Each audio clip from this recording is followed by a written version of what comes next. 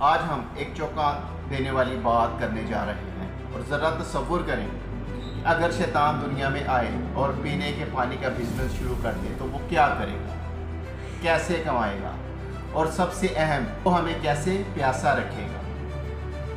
آج کی ویڈیو میں ہم اسی شیطانی کاروبار ماڈل کا تجزیہ۔ سب سے پہلے شیطان کرے گا پانی کے قدرتی ذرائع پر قبضہ، چشمے، کنویں، جھیلیں سب خرید لے گا اور کہے گا یہ میرا ہے، تو ہم یہاں سے پانی نہیں لے سکتے، اور جو لے گا اس پر لگے گا ٹیکس یا جرمانہ۔ اب اگلا قدم وہ پانی کی فراہمی کو محدود کر دے گا، اور کبھی پائپ لائن بند، کبھی پلانٹ خراب، تاکہ لوگ بولیں اب تو صرف بوتل والا پانی ہی بچا ہے۔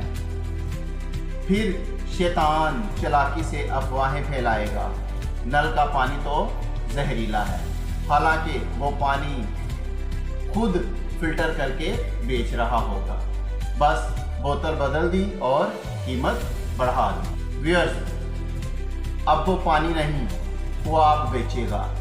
شیشے کی خوبصورت بوتل، لیبل پر قدرتی چشمہ، اور نیچے لکھا ہوگا پینے سے خوبصورتی میں اضافہ، جبکہ وہی سرکاری پانی جو کہ نل کا پانی ہے۔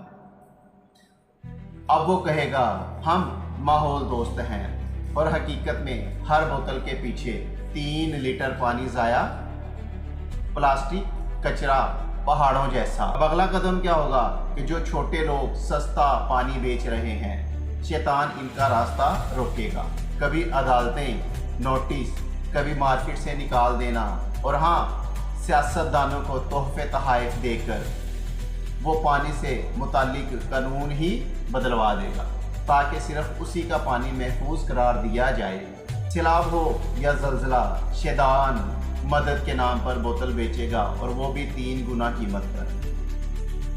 تو ناظرین، یہ صرف ایک فرضی کہانی نہیں، بلکہ آج کی دنیا میں کئی کمپنیاں واقعی پانی کی تجارت اور منافع کا ذریعہ بنا چکی ہیں، اور پیاس ایک حق ہونے کے بجائے ایک مصنوعی مارکیٹ بن چکی ہے۔ ویئرز، پانی اللہ کی نعمت ہے، یہ خرید و فروخت کی چیز نہیں، یہ حق ہے، کاروبار نہیں۔ اگر آپ بھی سمجھتے ہیں کہ پانی کا حق سب پر ہے، تو اس ویڈیو کو شیئر کریں، اپنی رائے دیں، اور ہمارے چینل کو سبسکرائب کرنا نہ بھولیں، اور انشاءاللہ تعالی اگلی ویڈیو اسی کے حوالے سے بیان کی جائے۔ اگلی ویڈیو میں ملیں گے، تب تک کے لیے اللہ حافظ۔